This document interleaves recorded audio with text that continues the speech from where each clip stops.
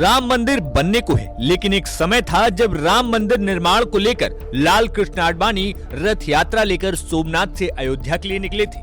25 सितंबर 1990 को शुरू हुई इस यात्रा ने देश में अलग सियासी माहौल बना दिया था।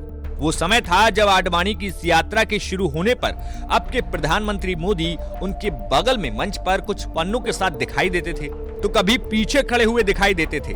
लेकिन अब वही नरेंद्र मोदी प्रधानमंत्री के तौर पर 22 जनवरी को अयोध्या में बन रहे राम मंदिर में रामलला की प्राण प्रतिष्ठा करेंगे।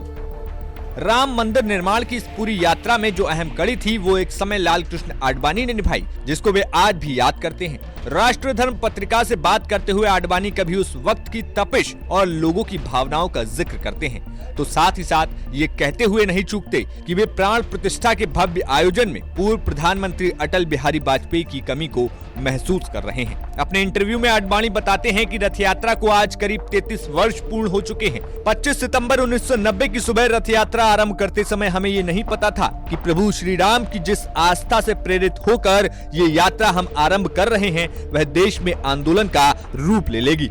उस समय वर्तमान में देश के प्रधानमंत्री नरेंद्र मोदी उनके सहायक थे। वे पूरी यात्रा में उनके साथ ही रहे। तब वे ज्यादा चर्चित नहीं थे, मगर राम ने अपने अनन्य भक्तों को उस समय के लिए उनके मंदिर के जीर्णोद्धार के लिए चुन लिया था। आडवाणी बताते हैं कि उनकी राजनीतिक यात्रा में अयोध्या आंदोलन सबसे निर्णायक परिवर्तनकारी घटना थी। आडवाणी स्वयं ऐसा मानते थे कि उनकी राजनीतिक यात्रा में अयोध्या आंदोलन सबसे निर्णायक परिवर्तनकारी घटना थी, जिसने उन्हें भारत को पुनः जानने और इस प्रक्रिया में अपने आप को भी फिर से समझने का अवसर दिया है।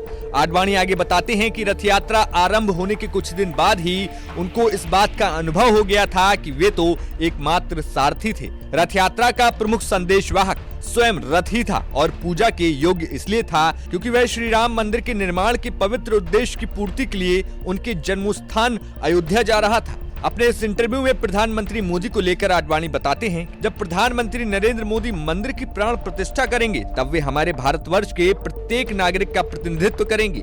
मेरी प्रार्थना है कि यह मंदिर सभी भारतीयों को श्री राम के गुणों को अपनाने के लिए प्रेरित करेगा। इंटरव्यू के साथ आपको बता दें कि स्वास्थ्य कारणों से लाल कृष्ण आडवाणी कार्यक्रम में नहीं जा सकेंगे, लेकिन अब ये साफ हो गया है कि वे इस कार्यक्रम में शिरकत जरूर करेंगे। ब्यूरो रिपोर्ट, यूपी तक।